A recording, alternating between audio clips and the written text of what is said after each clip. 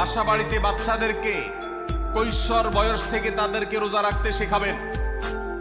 সাহাবায়ে কেরাম আশুরার রোজা পর্যন্ত বাচ্চাদেরকে রাখাতেন এবং তাদেরকে খেলনা দিয়ে ভোলাতেন, রোজা রাখতে তাদের সাহায্য করতেন।